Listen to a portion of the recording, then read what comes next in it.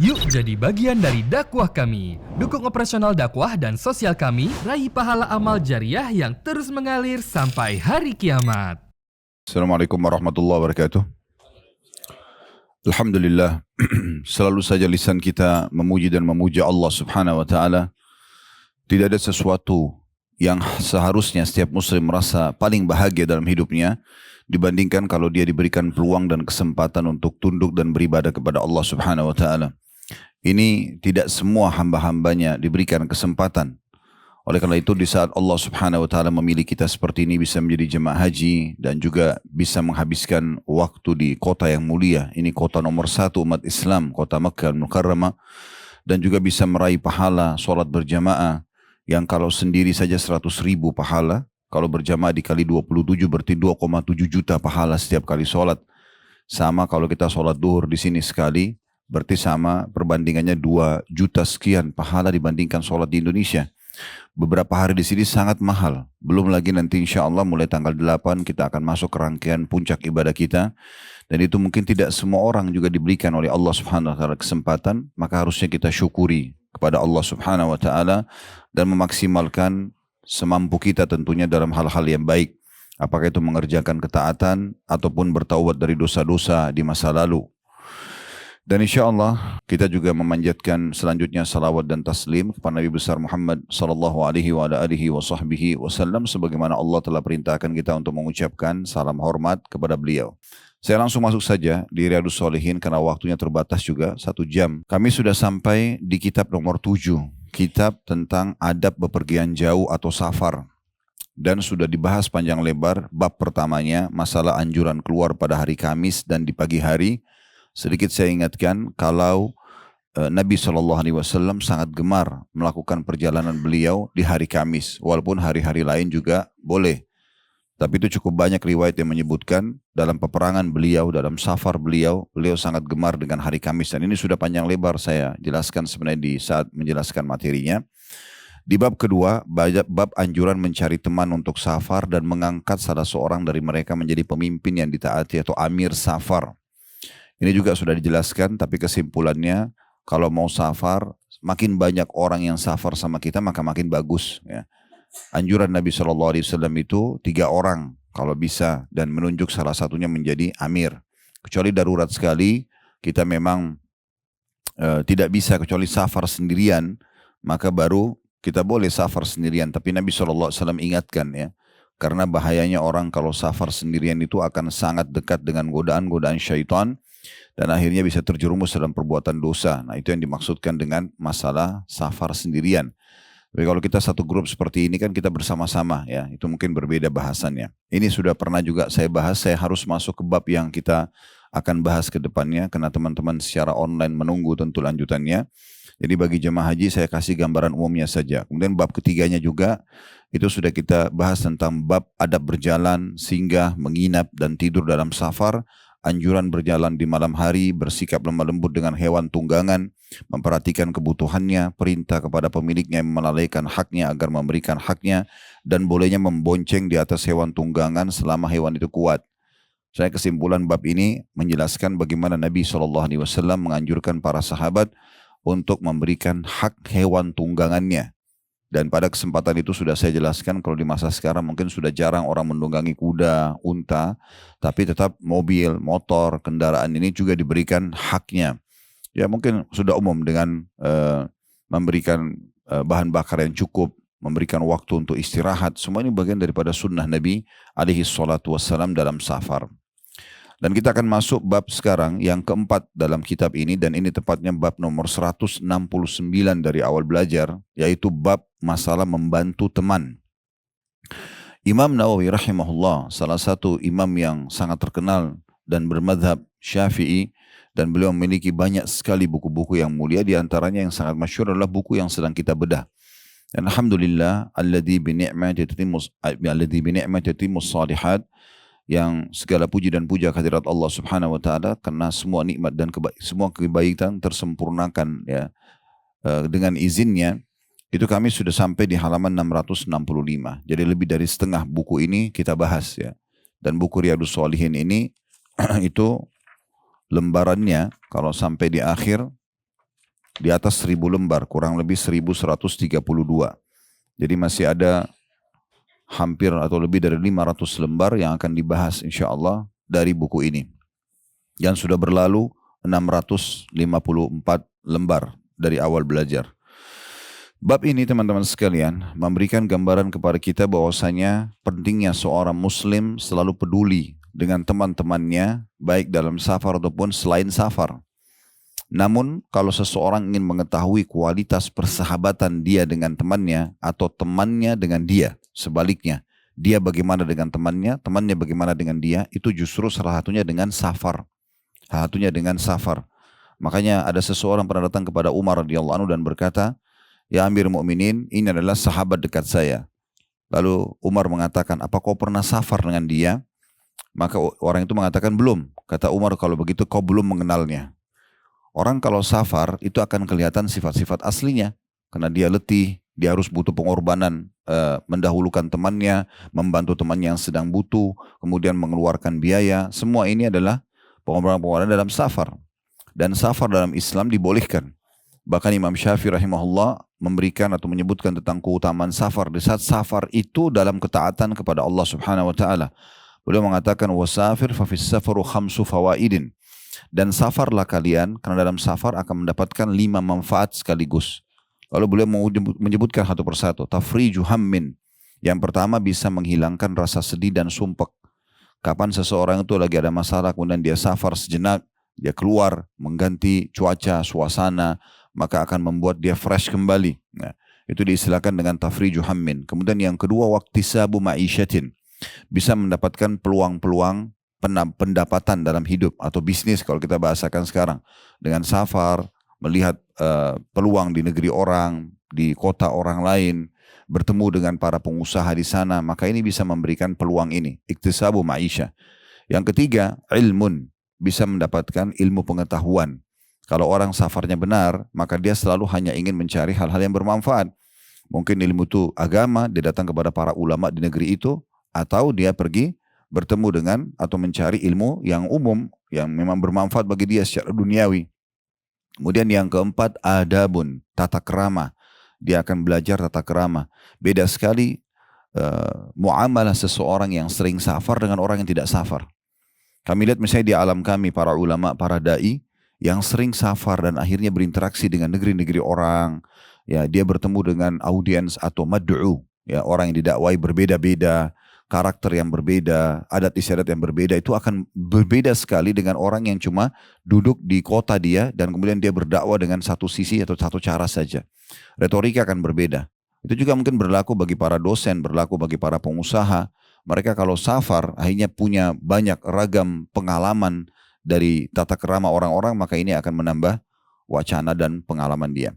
Kemudian setelah adabun, kemudian dikatakan yang kelima, wasuhbatu majidin, dan persahabatan yang sejati. Jadi Imam Syafi'i rahimahullah memang membahasakan dalam safar itu ada manfaatnya. Di antaranya mendapatkan sahabat yang setia. Kalau teman-teman safar dengan seseorang teman, kemudian dia bisa bersabar, bahkan dia mendahulukan kita, masuk kamar hotel, misalnya dalam perjalanan kita letih, lalu digantikan bawa mobilnya misalnya contoh, nyetir mobil, atau misal dia memberikan masukan-masukan, atau pada saat mampir di rest area mungkin dia membayarkan, mungkin ya, ada pengorbanan yang terlihat, atau mungkin mendahulukan diri kita dalam hal-hal mungkin itu juga dia butuh, ya, fasilitas, tapi dia tahu kita lebih butuh misalnya. Kemudian juga mungkin pada hal-hal yang terjadi, hal tidak diinginkan, kita sakit, ya, meninggal, dia bisa membantu dan mengurus misalnya. Nah, semua itu adalah hal-hal yang bisa dinilai dari persahabatan yang setia. Itu dengan safar. Itu dengan safar. Makanya Imam Nawawi rahimahullah membabkan bab khusus dalam kitab adab safar ini, yaitu bab membantu teman. Bab membantu teman.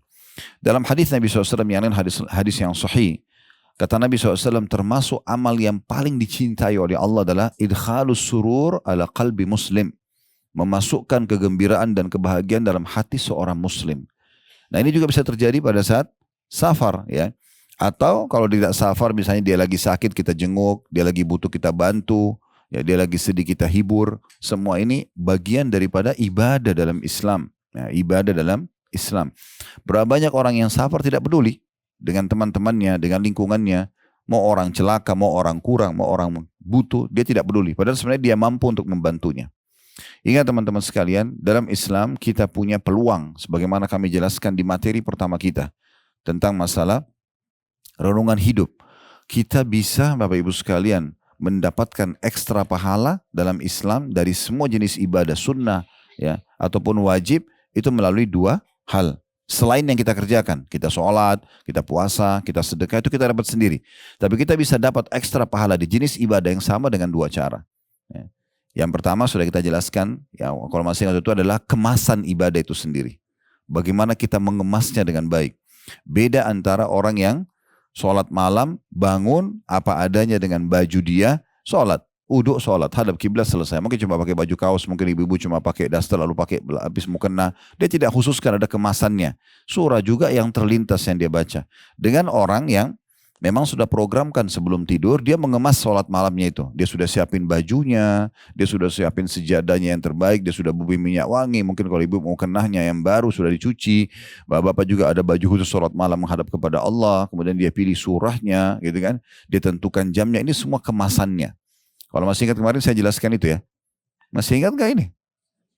Allahu a'lam. Allahu a'lam. Oke. Itu juga dengan sedekah. Kalau kita berikan sedekah uang, kemudian apa adanya dengan kita kasih uang yang masih baru ya, atau yang terbaik. Dan sekian banyak memberikan makan. Kita sudah ceritakan istri Nabi SAW, Zainab binti Jahash radhiyallahu anha, di mana beliau orang yang pertama menyusul Nabi SAW karena tangannya panjang ya. Dan akhirnya umatul mukminin mengukur jari tangan mereka setelah Nabi SAW meninggal. Ternyata ini maksud adalah karena beliau suka bersedekah. Semua istri Nabi suka sedekah, tapi beliau bersedekah dengan hasil tangannya sendiri. Ada upaya ekstra, kemasan terhadap sedekah itu. Dan seterusnya. Dan yang kedua kita memarketingkan. Kita coba pasarin, kita tawarkan kepada orang-orang gitu kan. Kebaikan-kebaikan tersebut. Nah ini semua adalah bagian daripada syariat Allah Subhanahu wa taala. Intinya teman-teman sekalian, kita ini manusia makhluk sosial, tidak hidup sendiri, kita bisa mendapatkan ekstra pahala, bahkan dari kesalahan-kesalahan orang pun kita bisa dapat pahala. Orang tidak sholat kita nasihatin lalu dia berubah, kita dapat pahala, gitu kan. Orang buat kriminal apa saja kesalahan kita nasihatin, kita luruskan, ya dia terima tidak terima, nasihat itu sudah pahala. Kalau dia terima, lebih banyak lagi pahalanya dengan dia akhirnya taubat dan melaksanakan ibadah-ibadah yang saleh, ya. Makanya Nabi SAW juga mengatakan dalam hadis yang sahih, sesungguhnya yang artinya, aku menemani untuk memenuhi kebutuhan satu saudaraku muslim.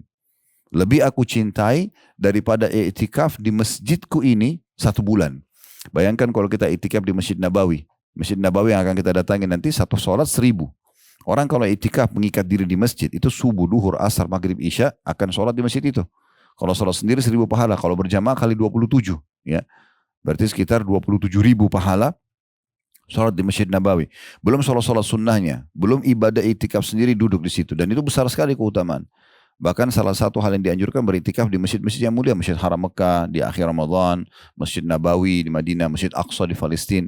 Kata Nabi SAW, aku memenuhi hajat satu saudaraku muslim. Satu saja. Misalnya tolong antarin saya ke alamat ini. Tolong bantu saya ini. Itu aku penuhi 1 kali. Lebih aku cintai, maksudnya akan lebih besar pahalanya dibandingkan i'tikaf di masjidku 1 bulan. Berarti memenuhi hajat seorang muslim, teman, saudara, ini luar biasa pahalanya di sisi Allah Subhanahu wa taala. Ini bisa kita dapatkan. Sebaliknya, kalau kita justru masuk ke alam merusak hubungan atau masuk kepada ranah di mana yang kita tidak boleh masuk, seperti mencoreng kehormatan seorang muslim, ya, mengambil haknya yang kita jelaskan juga pada pertemuan lalu, itu bahaya sekali.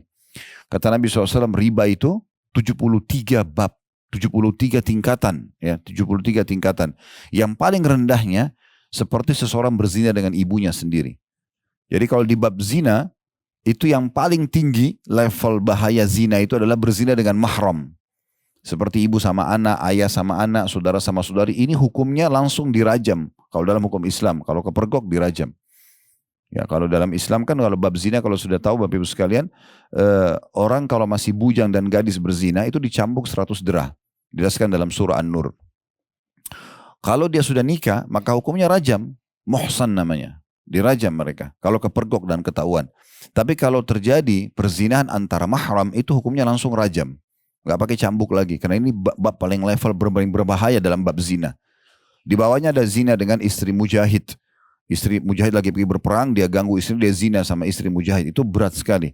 Di bawahnya lagi ada zina dengan istri tetangga atau suami tetangga. Ya, itu waktu ditanya kepada Nabi SAW, dosa zina, dosa apa yang termasuk berat di sisi Allah adalah engkau berzina dengan pasangan tetanggamu. Nah, tetangga orang yang paling dekat yang harus kita berbuat baik, ya, tapi bukan malah berzina, itu termasuk. Baru masuk zina secara umum. Orang ke tempat naudzubillah pelacur atau ketemu orang zina. Ini jadi bab zina itu tertinggi adalah bab dengan zina dengan mahram. Tapi kalau dipertemukan dengan riba, maka bab tertinggi zina itu menjadi bab terendahnya riba. Karena kata Nabi SAW, riba 73, tingkatan yang paling rendah seperti berzina sama ibu sendiri. Yang tertingginya bab zina. Tapi perhatikan, bukan ini yang sedang kita bahas. Lalu apa kata Nabi SAW? Dan bab tertingginya riba. Saya ulangi ya. Bab terendahnya riba sama dengan dosanya bab tertingginya zina. Ya. Sekarang kita bahas ke bab tertingginya riba. Level ke-73 dari riba itu yang tertinggi adalah setara dengan mencoreng kehormatan seorang muslim. Berarti itu luar biasa itu. Kayak menggunjing orang, memfitnah orang, nyakiti hati seorang muslim. Itu levelnya sama dosanya dengan level tertingginya riba. Nah ini nggak main-main ya. Satu sisi kita kalau buat baik sama mereka, kita dengarin permasalahannya, kita pecahkan dan segala macam, itu kita dapat pahala, penuhi kebutuhannya, ya bantu dia, berikan utang, bantu lunasi utangnya, jenguk kalau sakit, apa saja permasalahan rumah tangganya, itu semua adalah hal yang luar biasa. Seperti tadi Nabi SAW bilang ya, lebih beliau sukai daripada itikaf sebulan di masjid beliau. Kemudian memasukkan kegembiraan dalam hati muslim, amal yang paling Allah cintai. Ya, kemudian juga sebaliknya kalau kita menyakiti dia atau kita masuk ke ranah kehidupan dia, mencoreng kehormatannya, menipu, mengambil hartanya, apalagi kalau sampai menumpahkan darah, maka itu adalah sama dosanya dengan yang tertinggi di level riba. Ya. Ini bahaya sekali, oleh karena itu harus hati-hati. Baik, kita akan masuk teman-teman sekalian membaca dalil-dalil yang diangkat oleh Imam Nawawi rahimahullah dalam bab ini.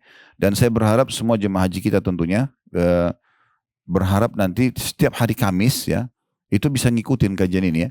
Online saja. Karena ini berjalan sudah 8-9 tahunan ya. Alhamdulillah.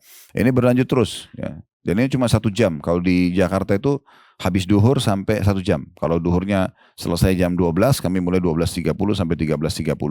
Kalau duhurnya ya di atas dari itu jam 12, 12.10 baru selesai, atau 12.20 biasanya dengan sholat berjamaah, dengan sholat ba'diyah biasanya kami mulai 13.00.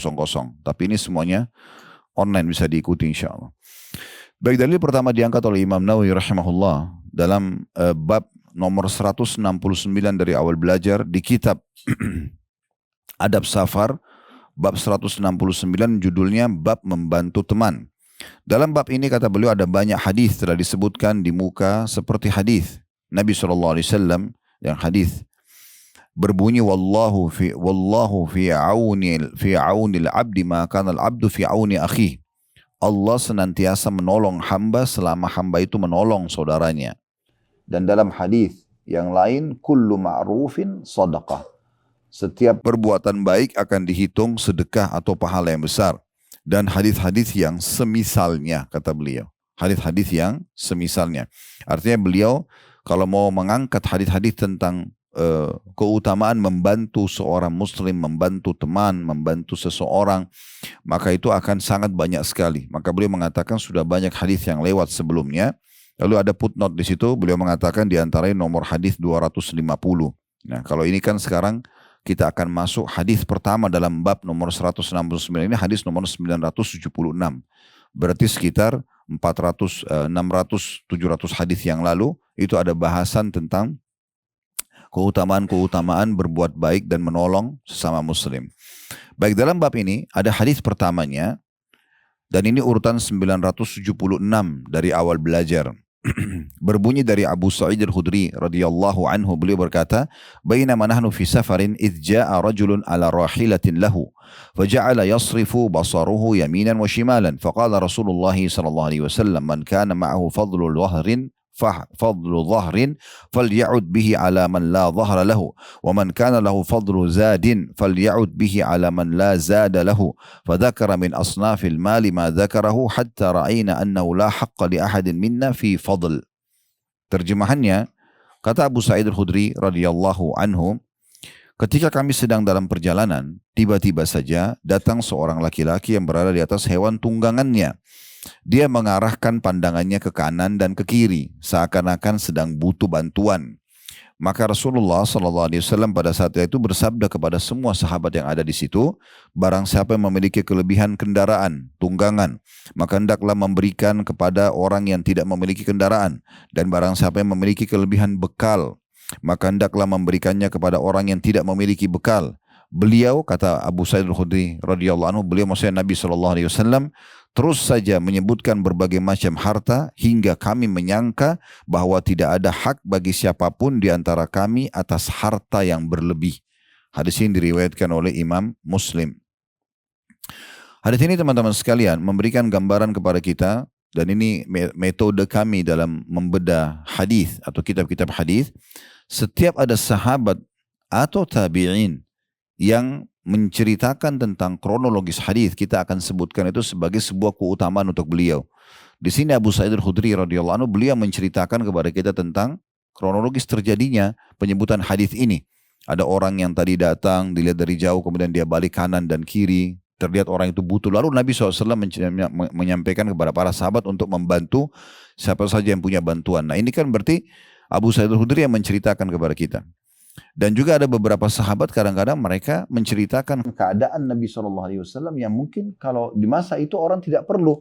Nabi lagi duduk, Nabi lagi jalan, Nabi pakai baju ini. Biasanya ada sahabat yang menyampaikan begitu pada saat menyampaikan hadis ya. Sebelum inti hadis mereka menceritakan dulu keadaan lingkungannya. Ini nilainya sangat mahal di waktu kita sekarang. Kalau masa itu mungkin orang tidak terlalu perlu. Kayak kita sekarang lagi haji sama-sama, mungkin Bapak Ibu kalau menceritakan, Ustaz Khalid itu pakai baju warna ini dan itu. Di saat itu keadaannya duduk di kamar, kita lagi ta'lim dan itu mungkin tidak terlalu penting bagi kita sekarang karena kita semua tahu. Tapi mungkin 10 tahun lagi, 20 tahun lagi orang akan berpikir kronologis ini penting gitu kan. Oh suasananya di Mekah ya, oh di hotel ini ya, oh begini dan begitu. Mungkin waktunya, mungkin pakaiannya itu semua bermakna. Nah seperti itulah. Nah itu seringkali para sahabat kadang-kadang di antara mereka ada yang menyampaikan secara detail sesuatu yang berhubungan dengan penyebab disebutkannya hadis ya. Dan dalam ilmu Al-Quran ada namanya sababun nuzul ya, sebab turunnya ayat. Kalau dalam hadis itu ada namanya sababul wurud, sebab disebutkannya hadis tersebut. Tentu tidak semua ayat ada sababun nuzul, enggak semua hadis ada sababul wurud, tapi kalau ada biasanya disebutkan oleh para ulama agar kita lebih memahami maksud dari ayat dan maksud dari hadis. Ya, seperti itulah. Dari hadis ini kita ambil pelajaran pertama, kedudukan Abu Sa'id Al-Khudri radhiyallahu anhu karena beliau menyampaikan kepada kita kronologis hadis ini. Kemudian yang kedua yang perlu kita garis bawahi pelajarannya, yaitu bagaimana kepedulian Nabi SAW sebagai suri tauladan. Dan beliau tidak membuang-buang peluang dan kesempatan di saat memang dibutuhkan, beliau langsung menyampaikan. Ini salah satu tradisi Nabi SAW yang luar biasa. Beliau tidak pernah meninggalkan peluang, kesempatan untuk membantu orang kecuali beliau bantu. Bahkan dalam hadis Anas radhiyallahu anhu diriwayatkan oleh Imam Bukhari, salah satu ciri Nabi SAW, beliau tidak pernah menolak siapapun yang meminta kepada beliau. Itu cirinya. Dan kalau Bapak Ibu mau masuk dalam bab tertinggi, dalam bab dermawan dan sedekah, itu adalah tidak menolak siapapun yang minta dari kita. Selama bukan untuk maksiat kita mengiyakan semuanya. Tapi Ustaz orang itu kan ulang-ulang, dia saja minta terus, nggak masalah. Bedanya apa kita kasih dia dengan kita kasih orang baru? Intinya sedekah. Malah kalau ada orang yang kerabatnya sering rongrongin dia minta, temannya minta, berarti kan sudah terbuka sumber sedekah dia. Syaitan aja membuat berat dalam hatinya. Sebenarnya itu peluang sedekah sedang ada depan mata kita. Andai saja kita lihat peluang tersebut di hari kiamat, nanti kita akan berharap orang ini akan datang bukan cuma sekali sehari. Mungkin setiap hari beberapa kali, karena melalui orang inilah sedekah kita akan dibawa ke timbangan amal pada hari kiamat. Kan begitu. Makanya Abdullah bin Mubarak, Fudail bin Iyad, dan banyak ulama-ulama tabi'in di masa dulu, mereka itu kalau memberikan sedekah kepada orang dan dibawa pergi, mereka senyum lebar. Sambil mengucapkan kata-kata dengan orang di sekitarnya, lihatlah orang-orang ini pergi ke timbangan amal, membawa amal-amal kami tanpa diupah sedikit pun. Sekarang Bapak Ibu kasih sedekah kepada seseorang 1 juta rupiah. Ini kan secara kasat mata dia dapat angka nilai 1 juta, kan gitu. Dia dapat uang fisik 1 juta itu. Tapi kita harus pahami baik-baik teman-teman, dalam Islam bukan itu yang sedang dilihat. Bukan fisik yang kita kasih, tapi apa yang kita dapat sebagai feedback nilainya ya. Jadi kayak misalnya dia 1 juta, dia kan habis tuh pakai beli makanan, beli baju, bayar utangnya, selesai. Tapi kita dalam Islam tidak kehilangan nilai 1 juta itu. Itu akan dibawa ke timbangan amal melalui dia. Kalau tanpa dia mungkin tidak bisa dibawa ke timbangan amal, ya kan? Maka dibawa ke timbangan amal dan bukan sampai di situ. Akan Allah lipat gandakan sebagaimana Allah berfirman, "Man ja'a bil hasanati falahu asyru amsalihha." Siapa yang berbuat satu kebaikan maka Allah akan lipat gandakan 10 kali lipat. Jadi ini keutamaan yang luar biasa. Maka sifat kedermawanan yang benar adalah betul-betul dia lihat nilai yang akan dia dapat, bukan siapa yang menerima. Tidak penting siapa yang menerima sedekah kita. Tidak penting siapa yang menerima bantuan kita. Yang penting adalah nilai bantuan itu akan kita dapatkan. Makanya ada seorang tabi'in namanya Rabi' ibn Huthaim rahimahullah. Rabi' ibn Huthaim ini Bapak Ibu sekalian, beliau pernah duduk dengan 2 muridnya. Karena orangnya lagi berhadapan dengan tamu atau ada tamunya datang, 2 orang murid beliau, maka istrinya membuatkan makanan yang sangat mewah di saat itu, namanya halwa. Tapi halwa ini dalam bahasa Arab artinya manis-manisan ya. Tidak semua halwa itu sama. Ya, hampir semua yang manis diistilahkan dengan halwa biasanya, permen apa segala macam sudah dimakan halwa. Tapi di masa itu ada jenis makanan di mereka namakan halwa, adonannya itu sangat istimewa, bahan-bahannya eksklusif. Jenis-jenis kacang-kacangan yang dicampur juga situ bagus, dicampur dengan madu dan segala macam. Intinya dia makanan biasa dimakan oleh orang-orang yang punya kemampuan dan kelas-kelas raja. Istrinya Rabi membuat itu. Lalu anaknya disuruh bawa keluar. Begitu dibawa keluar dihidangkan di depan Rabi. Dan baru saja Rabi ingin memakannya, juga mempersilahkan kedua tamunya, tiba-tiba ada yang ketuk pintu rumah. Tiba-tiba ada yang ketuk pintu rumah beliau. Lalu beliau beri isyarat kepada anaknya, coba buka pintu itu. Lalu anaknya buka, waktu dibuka Bapak Ibu sekalian, di depan pintu ada orang gila.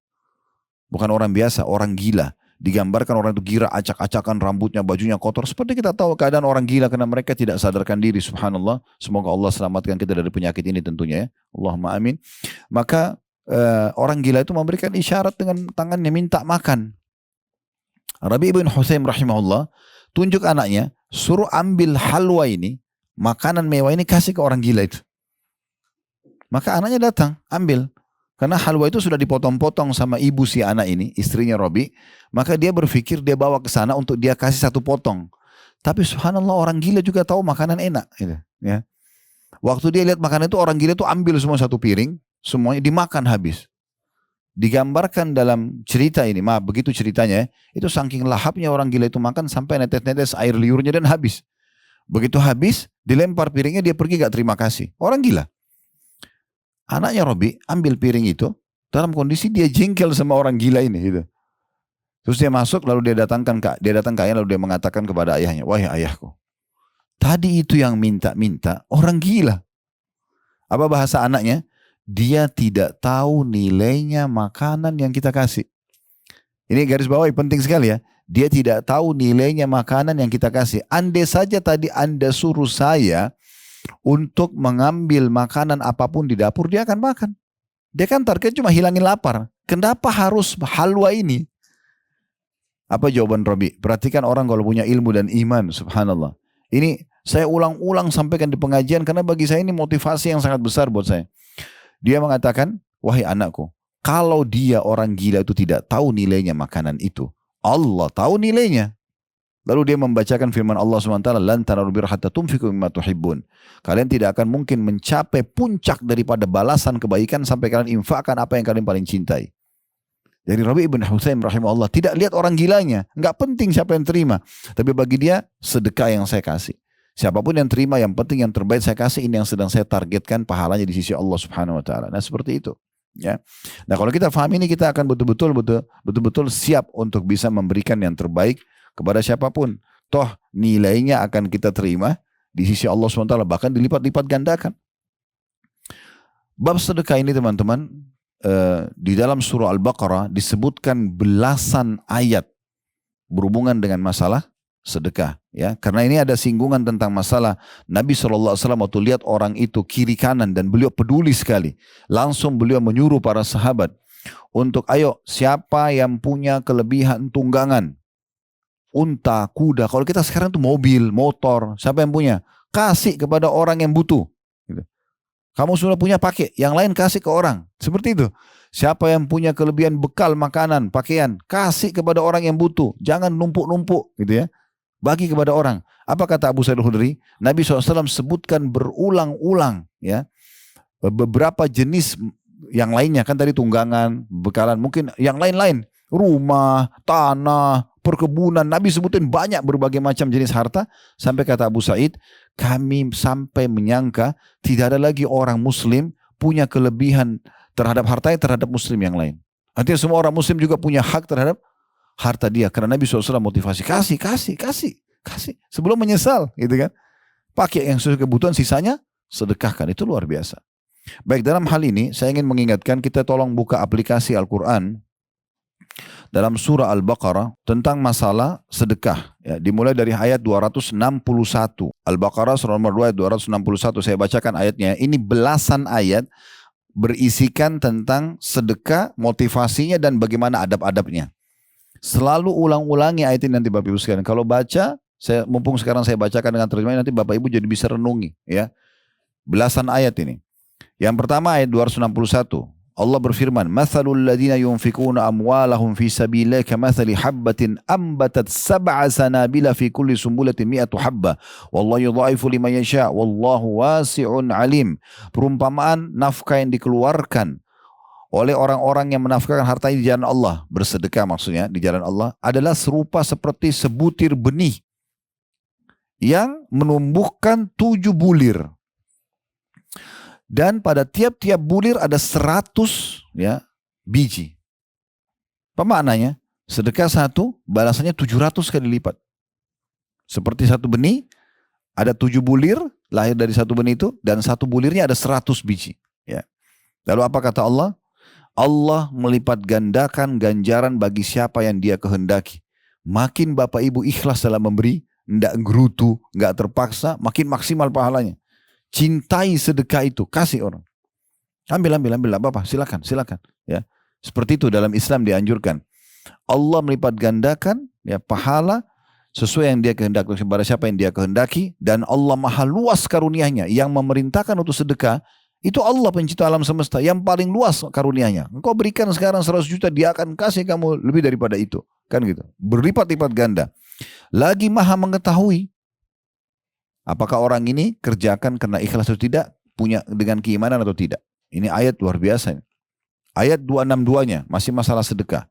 Alladzina yunfikuna amwalahum fi sabilillahi thumma la yutbi'una ma anfaqu mannan wala adhan lahum ajrum 'inda rabbihim wala khaufun 'alaihim wala hum yahzanun. Adab sedekah Bapak Ibu sekalian. Perhatikan. Orang-orang yang menafkahkan hartanya di jalan Allah, kemudian mereka tidak mengiringi apa yang dinafkahkan itu dengan menyebut-nyebut pemberiannya. Kamu kan sudah saya bantu, kamu sudah saya kasih. Ya, perhatikan. Karena ingat, yang kita sedang bantu, dia hanya didatangkan oleh Allah perantara agar bisa kita sedekah dan sampai ke timbangan amal. Jangan sakiti hatinya orang itu. Gak ada urusan.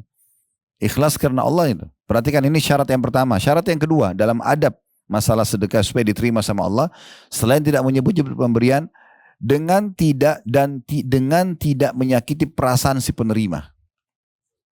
Jadi kita sudah memberi, kita jaga perasaan dia lagi. Tidak menyakiti.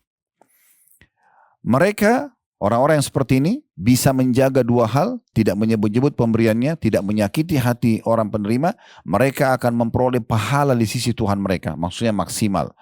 Tidak ada kekhawatiran terhadap mereka, maksudnya terhadap balasan dan ganti yang Allah kasih dari harta yang mereka keluarkan, dan tidak pula mereka bersedih hati. Maksudnya mereka akan terima nanti balasannya di hari kiamat, jadi tidak perlu mereka sedih dengan itu. Jangan yang mereka sudah keluarkan ya. 263-nya. Ini ayat-ayat sudah turun 1400 tahun sekian yang lalu ya. Qaulun ma'rufun maghfiratun khairun min sadaqatin yatba'u hadza wallahu ghaniyyun halim. Perkataan yang baik dan pemberian maaf lebih baik daripada sedekah yang diiringi dengan sesuatu yang menyakitkan perasaan si penerima. Allah Maha Kaya lagi Maha Penyantun. Maksudnya di ayat ini, kalau Bapak Ibu kebetulan lagi tidak punya sama sekali, kita lagi bangkrut, lagi terlilit utang, Allah uji imannya. Datang orang minta bantuan. Dalam kondisi seperti itu kata Allah, qaulun ma'ruf. Tetap ucapkan kata-kata yang santun. Maaf ya, saya belum punya. Insya Allah kalau saya punya, saya akan bantu satu waktu. Bukan kamu tidak tahu diri ya. Saya sudah begini dan begitu. Nah, ini Allah perintahkan nih, adabnya. Ini masuk dalam adab nomor 3-nya. Adab nomor 1 tadi tidak menyakiti, ya, tidak menyebut-nyebut, tidak menyebut pemberian, tidak menyakiti hati penerima, dan juga membalas dengan perkataan yang baik di saat kita lagi tidak mampu. Maaf saya belum bisa sekarang, nanti saya bantu lagi ya. Dan atau bahasa-bahasa yang semisalnya. Selanjutnya 264-nya, ya ayyuhalladzina amanu la tubtilu shadaqatikum bil manni wal adza kalladzi yunfiqu malahu ria'an nasi wa la yu'minu billahi wal yawmil akhir famathalu kamathali safwanin 'alaihi turabun fa asaba wabilun fatarakahu salda la yaqdiruna 'ala syai'in mimma kasabu wallahu la yahdil qaumal kafirin. Hai orang-orang yang beriman, yang merasa punya iman dalam hati, dia bisa tersentuh dengan ini. Allah panggil, janganlah kamu menghilangkan pahala sedekahmu dengan menyebut-nyebutnya. Selalu sibuk sebut-sebut. Bu Ehsan itu sudah saya bantu, masjid itu saya yang kasih karpetnya, itu yang saya kasih AC-nya, sebut-sebut. Untuk apa? Untuk mendapatkan pujian lisannya manusia yang sepanjang lidahnya. Oh kamu hebat, kamu dermawan. Habis itu apa? Badannya tambah gemuk. Ini orang yang masih suka dengan puji-pujian orang ini, mau mendapat apa dari pujian orang itu? Angin lalu saja. Gak ada manfaatnya, tapi menghilangkan pahala ibadah kita. Kita kalau bantu orang, kemudian dia pergi, kita tidak terima kasih, gak apa-apa. Gak usah bilang ini orang gak tahu terima kasih, gak perlu. Terima kasih kita harap pahala dari Allah, bukan dari dia. Ini harus diperbaiki benar-benar ini. Ya. Tentu dalam menyebut-nyebut ini, ada sebagian pendapat ulama yang mengecualikan contoh orang tua kepada anak-anak. Ya. Misal ada orang tua anaknya sudah dibesarin, sudah dibiayai hidupnya, lalu gak berbakti. Ayah ibunya bilang, nak, ibu dan ayah kan sudah besarkan kamu dengan baik. Kenapa begini balasannya? Itu kan seperti menyebut kebaikan. Itu gak masuk dalam balahin. Karena dia punya hak sebagai orang tua.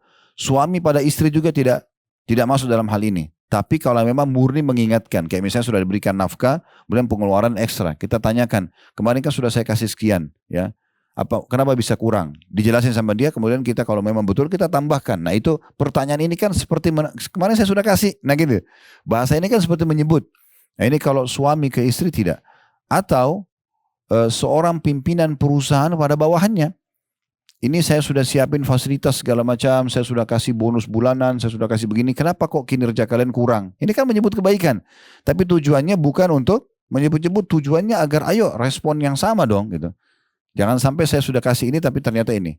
Yang keempat, pemerintah pada masyarakat. Misalnya satu pemimpin wilayah sudah mengatakan, ini jembatan sudah saya buat ya, tolong dijaga baik-baik, dirawat. Itu nggak salah. Yang tujuannya untuk memberikan peringatan pada masyarakat. Beda kalau dia tunggangi itu memang untuk riya. Itu lain. Berarti itu dia sudah merusak sendiri amalnya. Tapi kalau hanya sekedar memberikan peringatan itu tidak masalah. Ya.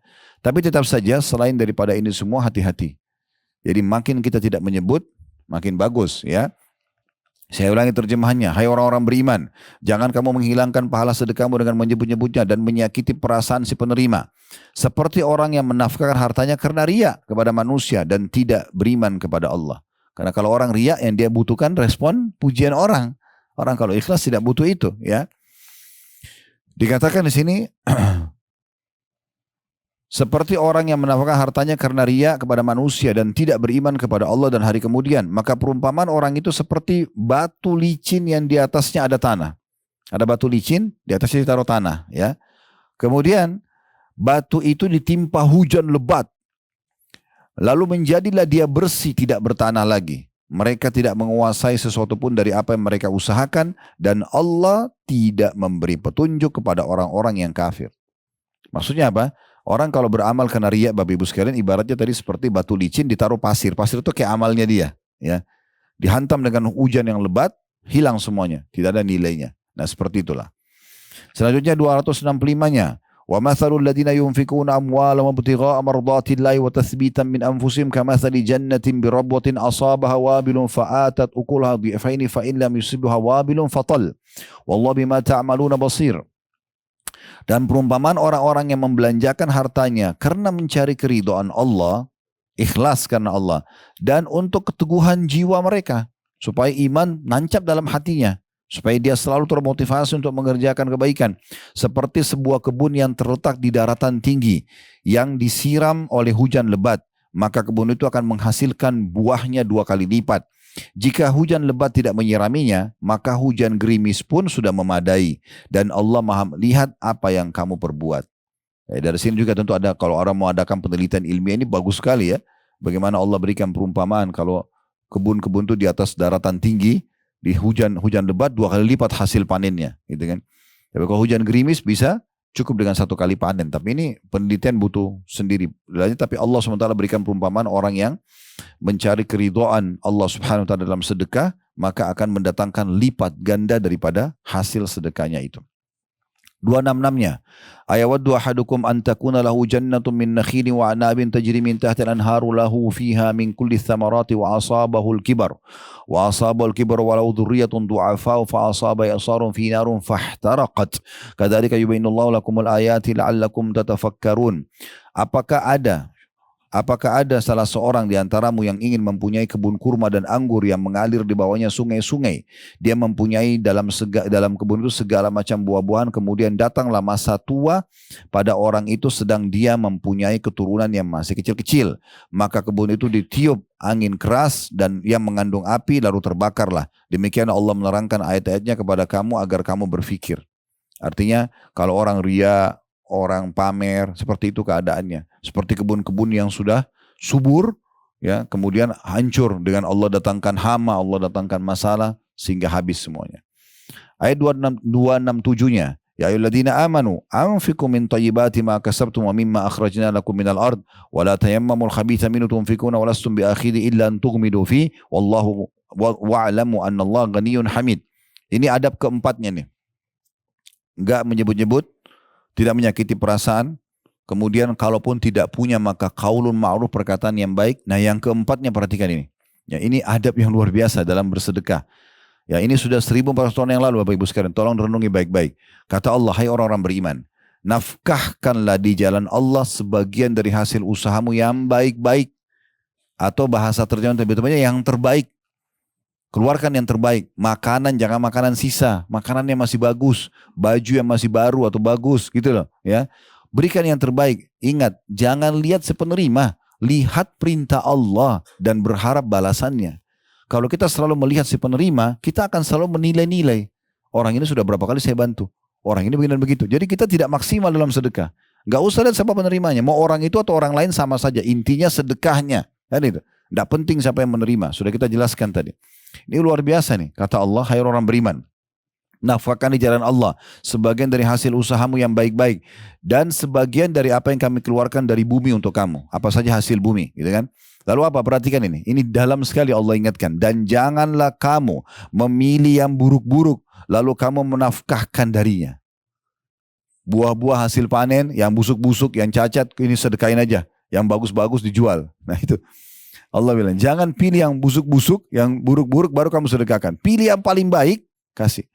Bapak Ibu beli buah-buahan, sebelum makan suami istri sama keluarga, kasih dulu pembantu yang bagus-bagus tuh. Keluarkan, nih setengah buat mereka, atau beliin produk yang sama buat mereka.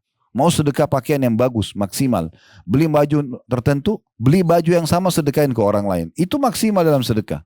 Gitu kan? Jangan tunggu rusak, robek, baru kasih orang. Daripada dibuang, daripada rusak. Nih, pahalanya juga daripada, kan itu. Ya. Ini luar biasa dalam sekali. Dan jangan, kata Allah, janganlah kamu, ini orang-orang beriman dipanggil, memilih yang buruk-buruk lalu kamu menafkahkan daripadanya. Padahal kamu sendiri tidak mau mengambilnya yang kamu keluarkan itu, melainkan dengan memincingkan mata terhadapnya. Kayak orang yang nggak mau. Sekarang kita keluarin baju bekas itu, makanan bekas itu, mau nggak? Kalau kita yang dibalik, kita penerimanya. Mungkin kita tidak akan menerima kecuali memincingkan mata, kayak nutupin mata sebelah, nggak mau. Nah, itu Allah mengatakan gitu. Dan ketahuilah bahwa Allah maha kaya dan maha terpuji. Yang suruh kamu kasih yang terbaik ini Allah yang maha kaya. Dia akan balas. Kenapa ragu? Kan gitu. Mau dapat ikan paus pakai kapal tanker. Ini pakai kail. Nggak bisa. Kan itu. Kotak amal lewat 2.000, 5.000. Minta kesehatan, keturunan, keselamatan. Wah, bakhil. Ya. Mana caranya? Kenapa ketawa? Tahu diri. Nah, iya, kasih yang terbaik di jalan Allah. Allah kasih yang terbaik. Selalu cari korek kantong. Kadang-kadang ada orang koin kecil ditarik. Bunyi celengan masjid tang gitu. La haula wala quwwata. Kasih orang miskin kadang-kadang gitu ya. Buka jendela kecil, tangannya cuma keluar. Kadang-kadang kalau ada, alhamdulillah dulu ada teman-teman kita yang bantu driver di rumah gitu. Kalau dia buka jendela ke sedekah kasih orang miskin, dibuka. Ya akhi, saya bilang sebentar, buka jendela antum semuanya. Lihat orang itu, kasih dengan senyum dan pilih yang terbaik. Itu ada berapa? 100 ribu, 50, kasih yang terbaik pada orang ini. Ini enggak buka jendela kecil 100 rupiah lagi. La haula wala quwata illa. Baik, 268. 268 ini menunjukkan tentang bagaimana Allah yang Maha Kaya menyuruh kita selalu dermawan, sedekah, dan yang membisikkan kita supaya tidak sedekah dan dermawan itu syaitan. Allah bongkar siapa sebenarnya yang selalu membuat bisikan kita, udahlah nggak usah, itu orang mampu, mungkin anak pinjaman, 1001 alasan. Itu semua bisikan syaitan. Bisikan siapa? Syaitan. Ya, jangan ikuti ya. Ingat, Allah berfirman, "Asy-syaitanu ya'idukumul faqra wa ya'murukum bil fahsya, wallahu ya'idukum magfiratan minhu wa fadla, wallahu wasi'un alim." Syaitan menjanjikan atau menakut-nakuti kamu dengan kemiskinan. Dia yang bilang, jangan kasih nanti kurang, kamu juga butuh, supaya kita tidak sedekah, ya. Syaitan, kata Allah, menjanjikan atau menakut-nakuti kamu dengan kemiskinan dan menyuruh kamu berbuat kejahatan. Dalam kurung terjemahnya apa? Baca coba. Di situ terjemahannya. Kikir. Kejahatan itu yang Allah maksudkan kikir. Kikir terhadap diri sendiri, kikir pada orang lain, itu kejahatan. Kriminal dalam Islam. Dosa besar. Imam Mazhabi rahimahullah masukkan bakhil itu dosa besar. Coba bayangin. Kita dermawan. Makanya sering saya sampaikan, Islam menyatakan pangkal kaya sedekah. Kapitalis mengatakan pangkal kaya nabung. Ketemu gak? Satu keluar, satu simpan. Gak bakal ketemu. Mustahil ketemu. Suruh keluarin pangkal kaya, dia tidak nabung terus. Jadi nggak bakal bisa. Nabung ini mati selesai. Ya, akan jadi hartanya orang lain. Makanya kata Nabi SAW dalam hadis Bukhari, siapa di antara kalian yang lebih senang hartanya dia kelola sendiri sehingga maksimal, atau dikelola oleh ahli warisnya, nanti kalau dia mati. Maka kata para sahabat, tentu ya Rasulullah, kami ingin kami yang kelola harta kami. Kata Nabi SAW, yang kalian infakkan semasa hidup kalian, kalian kelola sendiri. Karena kalian bawa ke akhirat. Yang kalian tabung-tabung, itu ada yang dikelola ahli waris. Allahu a'lam, dibangun masjid atau tidak nanti, jadi wakaf tanah atau tidak, kita nggak tahu ahli waris kita. Kenapa tidak semasa hidup kita lakukan itu? Kan gitu. Ingat, saya sering tekankan ini dalam tablik akbar serial sahabat teman-teman sekalian. Hampir puluhan sahabat yang sudah kami bedah tablik akbar sebulan sekali di Blok M itu. Rata-rata mereka yang kisahnya kaya raya. Abu Bakar, Utsman bin Affan, Talha bin Ubaidillah, Sa'ad bin Ubadah, dan banyak sahabat-sahabat yang lain ridwanullah itu kaya raya. Mereka pada saat meninggal, harta warisnya untuk dibagi, itu dihitung kalau rupiah sekarang ratusan miliar. Ahli warisnya dapat masing-masing. Bukan satu orang gitu ya. Dan itu ternyata bukan hasil tabungan. Itu datang beberapa hari sebelum mereka meninggal. Karena rutinnya bersedekah. Coba. Bukan dari tabungan, tapi dari sedekahnya. Nah ini mumpung 10 awal Zulhijjah, lagi haji, ayo sedekah, keluarin jalan Allah SWT. Ini luar biasa ini. Saya ulangi, syaitan menjanjikan atau menakut-nakuti kamu dengan kemiskinan dan menyuruh kamu berbuat kejahatan dalam kurung kikir, tafsirnya itu. Sedangkan Allah menjanjikan untukmu yang suruh kamu sedekah, ampunan dari sisinya dengan sedekah. Dan juga karunia, rezeki. Allah datangkan gantinya. Dan Allah maha luas karunianya. Allah kalau balas, berlipat-lipat ganda. Dan maha mengetahui. 269. Yu'til hikmata man yasha. Wa ma yu'tal hikmata faqad utiya khairan katsira. Wa ma yadhakkaru illa ulul albab. Allah menganugerahkan al-hikmah. Atau dalam kurung kepahaman terhadap Al-Quran dan Sunnah. Belajar seperti ini jadi faham, oh ini Allah berfirman, oh Rasulullah bersabda. Jadi kita termotivasi mengerjakan, itu hikmah namanya. Faham ilmunya, mau mengamalkan, itu hikmah namanya. Allah menganugerahkan hikmah kepada siapa yang dia kehendaki. Dan barang siapa yang dianugerahi hikmah, ia benar-benar telah dianugerahi karunia yang banyak. Dan hanya orang-orang yang berakal lah, yang cerdas, yang dapat mengambil pelajaran dari firman Allah ini. Dengar, amalin. Tidak ada gunanya, oh tadi ceramahnya bagus, ya tidak ada manfaatnya buat saya, tidak ada buat bapak ibu, tidak ada manfaat. Amalin, praktekin, gitu. Itu yang penting. 270-nya, wa ma anfaqtum min nafaqatin aw nadartum min nadrin fa innallaha ya'lamu wa ma lidh-dhalimina min ansar. Apa saja yang kau nafkahkan dan apa saja yang kamu nazarkan, niatkan, maka sungguhnya Allah mengetahuinya. Orang-orang yang berbuat zalim tidak ada seorang penolong pun baginya. Teman-teman coba pekah ya. Setiap kali ada peluang sedekah jangan disia-siakan. Tidak usah lihat orang yang tawarkan. Lihat peluang yang Allah kasih. Ada yang ajak untuk bantu masjid, ada yang ajak untuk pesantren, ada yang ajak untuk sumur, ada yang itu raih kesempatan itu. Di saat itu Allah sampaikan di kuping kita supaya kita punya peluang di situ, punya catatan amal di situ. Belum tentu kesempatan terulang sama. Saya pernah punya pengalaman Bapak Ibu sekalian, ada satu radio Islam waktu itu beberapa belas tahun yang lalu di Jakarta kena petir, ya. Ininya kan tiangnya itu. Kemudian dia buka sumbangan, donasi, butuh sekian gitu. Saya lihat, oh ini bagus nih. Oke, itu waktu itu habis asar. Dan insya Allah besok habis subuh saya akan sedekah, bantu. Habis subuh besok saya telepon, udah enggak ada. Udah diambil orang. Udah selesai. Loh, saya mau bantu Pak, nggak bisa. Pak, sudah selesai ditutup. Udah nggak bisa, sudah selesai donasinya. Coba, berarti peluangnya sudah hilang. Hitungan jam itu. Jadi jangan sia-siakan, belum tentu. Belum tentu orang yang sama yang datang minta itu kemudian dia bisa lagi datang untuk minta sama kita, belum tentu. Di saat itu Allah mau catat amal soleh kita di saat itu. 271-nya in tubdus sadaqati fa ni'mahi wa in tukhfuha tu'tuha al-fuqara fa huwa khairun lakum wa yukaffiru ankum min sayyi'atikum wallahu bima ta'maluna khabir. Jika kamu menampakkan sedekahmu harus depan orang, apa boleh buat ini orang lihat karena ini orang lagi minta depan orang lain, maka itu adalah baik sekali kata Allah. Tidak ada masalah. Jangan karena orang depan orang nanti kalau saya infak kasih dia nanti riya. Itu kan bisikan syaitan juga supaya kita tidak infak. Kasih aja. Nanti setelah itu kalau syaitan bisikin itu orang puji kamu, a'udzubillahi minasyaitonirrajim. Tepis, kan gitu. Maka itu baik sekali kata Allah. Dan jika kamu menyembunyikannya di saat orang tidak tahu, antum lagi sendirian di kantor, di rumah, ada yang tiba-tiba keluarga WA, tolong bantu saya, lalu kita transfer dia, tidak ada yang tahu. Udah, disembunyikan, ya. Dan jika kamu menyembunyikan dan kamu berikan kepada orang-orang fakir, maka menyembunyikannya lebih baik bagimu.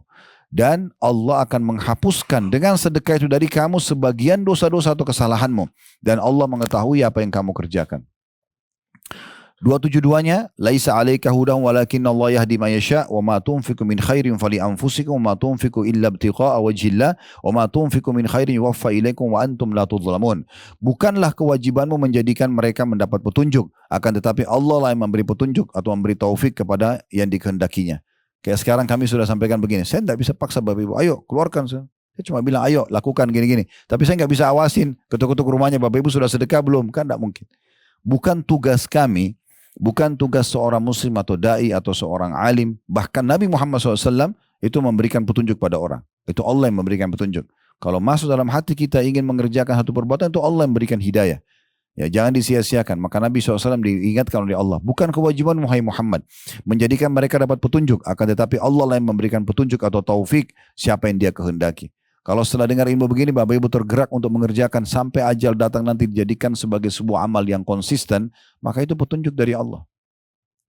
Dan apa saja harta yang baik yang kamu nafkahkan di jalan Allah, maka pahalanya itu untuk kamu sendiri. Kembali kepada kita sendiri maslahatnya.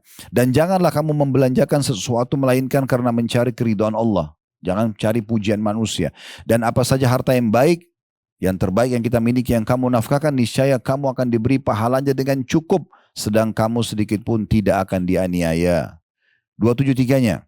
Lil fuqara'i alladhina uhsiru fi sabilillahi la yastati'una darban fil ardi yahsabuhumul jahilu aghniya'a minat ta'affufi ta'rifun bisimahum la yas'aluna an-nasa ilhafa wa ma tunfiqu min khairin fa innallaha bihi alim. Berinfaklah kepada orang-orang fakir yang terikat oleh jihad di jalan Allah. Nah, hari-hari sekarang Palestina nih. Ya, teman-teman kita di Palestina.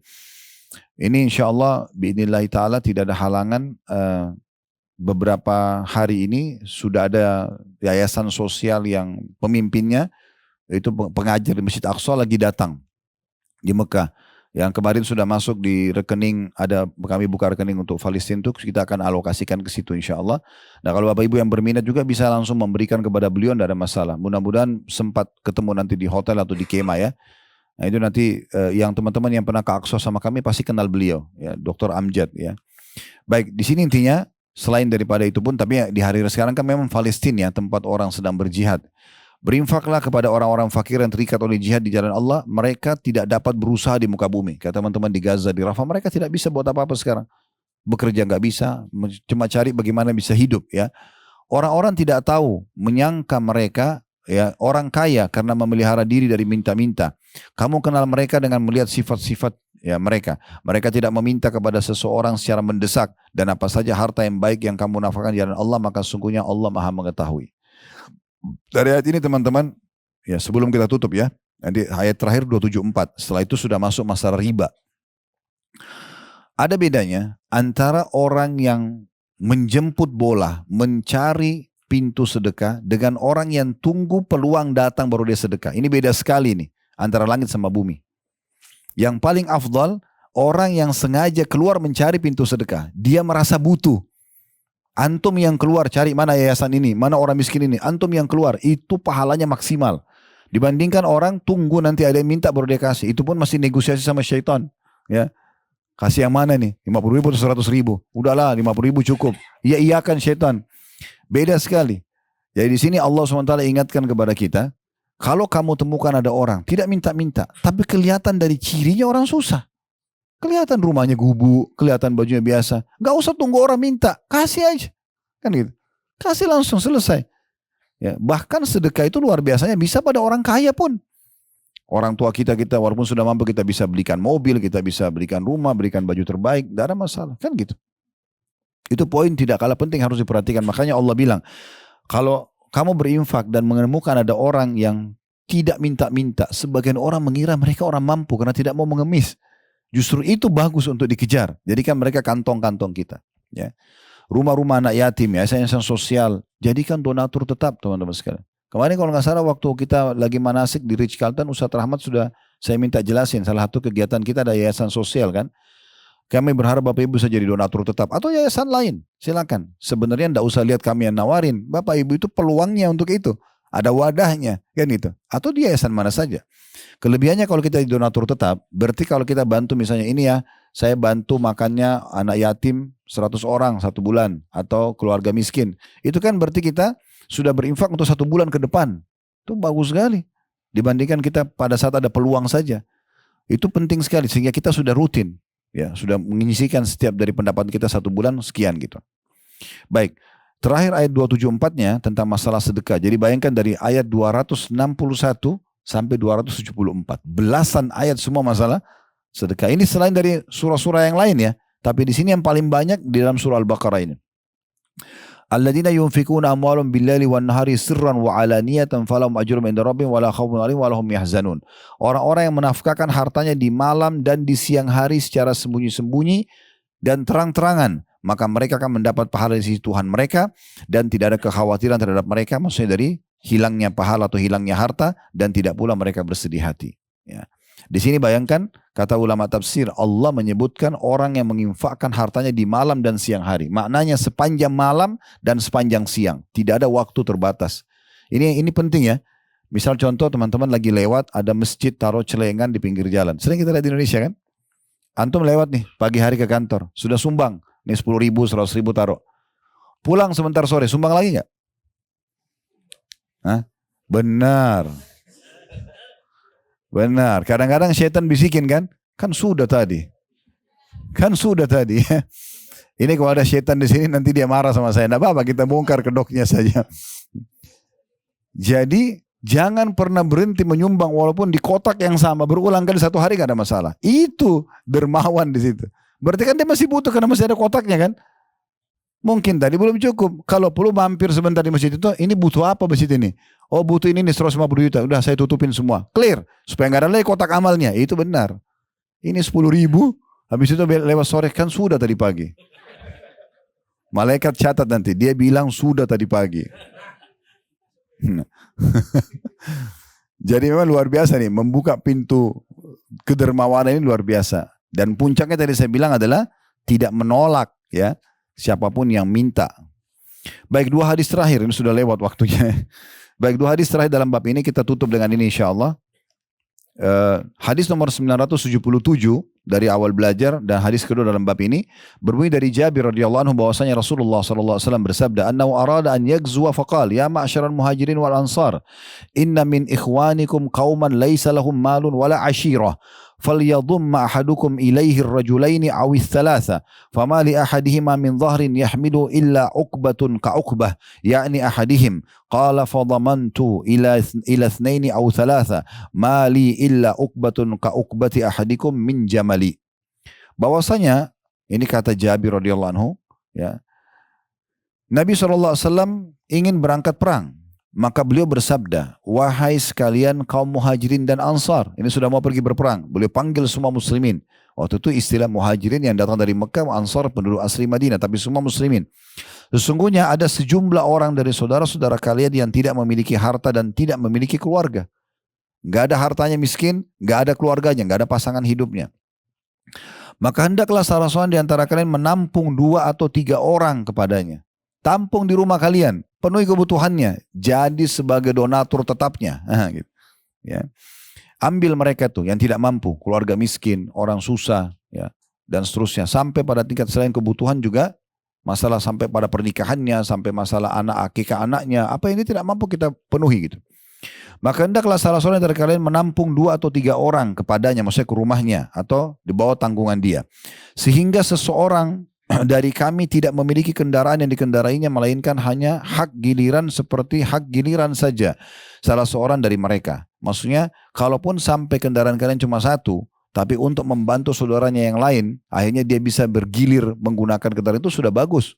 Ya, lakukan itu kata Nabi SAW. Jabir berkata, maka saya menampung 2 atau 3 orang dan saya tidak memiliki giliran menaiki unta saya melainkan seperti giliran salah seorang di antara mereka. Hadis riwayat Abu Daud. Jadi kalau unta itu di masa itu seperti kita punya mobil cuma 1. Tapi karena ada muslim lain yang butuh, digilir lah. Oke, jam sekian sampai sekian saya pakai ya. Jam sekian kamu pakai, si A, lalu si B pakai. Digilir. Kata Jabir, saya punya unta, tapi karena saya disuruh oleh Nabi tadi untuk menampung 2-3 orang, maka saya bagi unta saya itu untuk saya pakai dalam 1 hari dengan mereka berdua. Dan saya dapat waktu persis sama dengan mereka. Gak ada bedanya. Ya. Begitu luar biasanya anjuran dalam Islam untuk memenuhi dan membantu kebutuhan seseorang, ya, dan itu pahalanya sangat besar. Dari hadis ini teman-teman sekalian kita mengambil pelajaran yang pertama, bagaimana agar setiap muslim memotivasi muslim yang lain, mulai dari dirinya kemudian orang lain, agar jangan sampai membiarkan ada satu muslim pun yang susah di depan mata dia. Usahakan dia selalu pekah dalam melihat ini. Setiap orang miskin bukan hanya dikatakan oh iya miskin ya, oh iya sudah ya. Tidak. Lakukan sesuatu. Teman-teman yang di lampu merah kadang-kadang jual barang. Mungkin kita tidak butuh. Baik, tetap buka jendela, kasih uang. Beli barang yang menggembirakan, beli barangnya. Nanti sedekahkan lagi kepada orang lain. Kenapa cuma oh iya dia jualan saya nggak butuh, selesai. Mana dermawannya ini. Orang itu diterik matahari. Dari tadi mau jualan harga 5.000, 10.000, 100.000 rupiah. Kenapa nggak dibeli? Gitu. Orang jual gorengan banyak banget itu. Kesian. Kenapa nggak datang tanyain di mana? Kenapa bapak jual gorengan? Turungin waktu sebentar, duduk sama dia, tanya permasalahannya. Jadi mungkin kita bisa dapat informasi rumahnya rusak, kita perbaikin. Anaknya butuh sekolah, kita beasiswakan. Banyak sekali pintu. Masukkan di pesantren, anaknya jadi ulama besar, kita panen pahalanya. Kenapa dibiarkan kemiskinan merajalela ini? Dibiarkan begitu saja. Sudahlah. Bahkan kadang-kadang ada orang melewat di lampu merah yang sama mungkin berbulan-bulan, bertahun-tahun. Orang-orang yang sama minta tidak dibantu. Atau mungkin syaitan bisikin, kan sudah saya bantu bulan lalu, tahun lalu. Ini orang-orangnya sama, biarin sama. Tidak usah lihat orang yang terima. Ya, lihat peluangnya. Ini berulang kita, peluang, kita dapat peluang. Orang yang dia yang sama atau orang yang beda, apa masalahnya? Gak ada masalahnya. Kita sedang mengejar target sedekah kita. Kan gitu. Kalau kita targetnya teman-teman sekalian selalu dapat orang baru sedekah, maka kita susah sekali bersedekah. Karena rata-rata orang sekitar kita tetangga sama, kerabat sama. Mau cari orang baru selalu. Ini susah. Kan gitu. Ya itu poin penting teman-teman sekalian. Itu pelajaran. Kemudian pelajaran yang kedua, pentingnya seorang muslim peduli dengan muslim yang lain. Ya, sampai kalau perlu dia tidak bisa memberikan, maka dia berbagi, share. Ya. Kendaraan seperti tadi kasusnya, Jabir radhiyallahu anhu, beliau mengatakan saya tidak punya kecuali 1 ekor unta. Namun karena saya ingin dapat pahala, maka saya nampung 2-3 orang dan saya bagi waktu untuk menunggangi ya unta tersebut. Hadis terakhir di sini nomor 978 dari awal belajar berbunyi dari Jabir radhiyallahu anhu, beliau berkata karena Rasulullah sallallahu alaihi wasallam yatakhallafu fil masir fayuzjid dha'ifa wa yurdifu wa yad'u lahu. Rasulullah SAW sering ada di belakang ketika dalam perjalanan. Beliau menggiring orang-orang lemah dan membonceng dan mendoakan mereka. Diriwayatkan oleh Abu Daud. Dari hadis ini kita ambil pelajaran kedudukan Jabir radhiyallahu anhu karena beliau menyampaikan kepada kita hadis ini. Dan yang kedua, bagaimana akhlak dan kedermawanan Nabi SAW. Sebagai pemimpin bukan beliau jalan paling depan, tidak mau tahu apa yang terjadi dengan masyarakatnya, enggak. Beliau seringkali dalam perjalanan bahkan di belakang menggiring, lihat ada orang susah, ada orang butuh bantuan, beliau membantu mereka.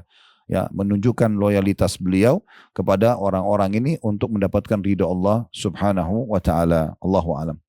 Baik, ke depannya insya Allah lanjutannya di bab nomor 170 masih di kitab yang sama.